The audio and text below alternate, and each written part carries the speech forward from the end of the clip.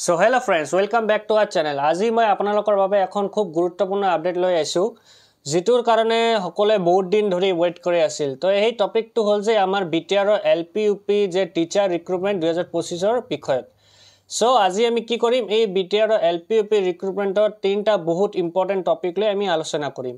So এই topic কেটা হল যে আমাৰ মেৰিট লিষ্ট কেতিয়া আইব আৰু কিমান দিন আমাৰ ওয়েট কৰিব লাগিব। ঠিক আছে, সেকেন্ড পয়েন্টটো হল যে আমাৰ মেৰিট লিষ্টটো দিয়াত ইমান কিয় লেট হৈ আছে। থার্ড মোস্ট ইম্পর্টেন্ট যে নন বিটিআর ক্যান্ডিডেট বিলাক আছে এই বিলাকে বিটিআর এলপিপি রিক্রুটমেন্টত এড হবনে নাই। সো ফ্রেন্ডস ভিডিওটো আপোনালোকে লাস্ট লৈকে চাব কাৰণ আমি ডিটেইলত স্টেপ বাই স্টেপ আপোনালোকক বুজাই দিম। সো বলক ফ্রেন্ড আমি আলোচনা লৈ যাও। তো আমাৰ ফাৰ্স্ট পয়েন্টটো আছিল যে আমাৰ মেৰিট লিষ্ট দিয়াত ইমান কিয় লেট হৈ আছে। ফ্ৰেন্ডস আমি সকলে বুজি আছো যে মেৰিট লিষ্টটো দিয়াটো কিয় লেট হৈ আছে। মেইন কাৰণটো হল যে নিউজৰ কেছটো লৈ। সো বিগত 18 আৰু 19 তাৰিখত আমাৰ বিটিআৰ এলপি আৰু ইউপিৰ মেৰিট লিষ্ট দিয়াৰ এটা মোস্ট পসিবিলিটি আছিল।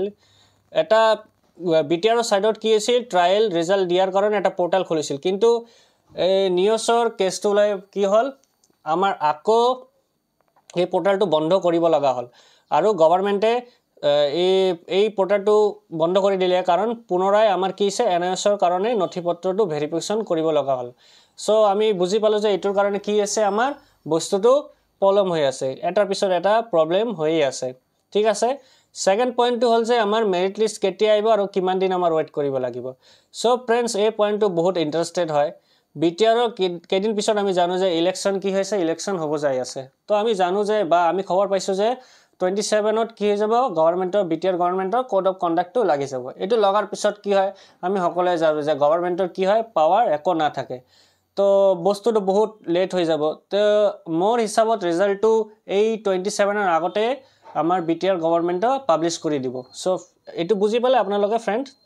তো থার্ড পয়েন্টটো হল যে নন বিটিআর এড হবনে নাই। এটো এইটো লৈ বহুত কি আছে এটা বহুত প্ৰবলেমৰ সৃষ্টি হৈছে। এই বিটিআৰ ষ্টুডেন্ট বিলাকত এড কৰিবনে নাই, নিউজৰ ষ্টুডেন্ট বিলাকে এড কৰিবনে নাই বা খালি বিটিআৰ ষ্টুডেন্টে এড কৰিব। তো এটোৰ ওপৰত আমি কি কৰিম আলোচনা কৰিম। সো আমি সকলোৱে জানো যে বিটিআৰ ৰিক্ৰুটমেন্টৰ ফাৰ্স্ট প্ৰিফাৰেন্স কোনে পায় বিটিআৰ টেট কোৱালিফাইড ষ্টুডেন্ট বিলাক। ঠিক আছে, তাৰ পিছত পাব যে বিটিআৰ যি সিটেট কোৱালিফাই কৰিছে বিটিআৰ ষ্টুডেন্ট বিলাক সেই বিলাকে সেকেন্ডত পাব। থাৰ্ড যদি সিট বাকি থাকি যায় তাৰ পিছত কোনে পাব যে non BTR CTET qualified student বিলাক চান্স পাব।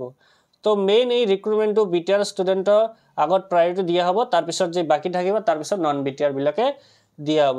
ঠিক আছে ফ্ৰেন্ডস, আমি এই তিনিটা পয়েন্টে আছিল আমাৰ বিগ আপডেট। তো আশা কৰো আপোনালোকে এই বস্তুটো বুজি পালে। তো আমাৰ ভিডিওটো ভাল লাগিলে আপোনালোকে লাইক কৰিব, শেয়াৰ কৰিব আৰু মোস্ট ইম্পৰ্টেন্ট সাবস্ক্ৰাইব কৰিব। Thank U.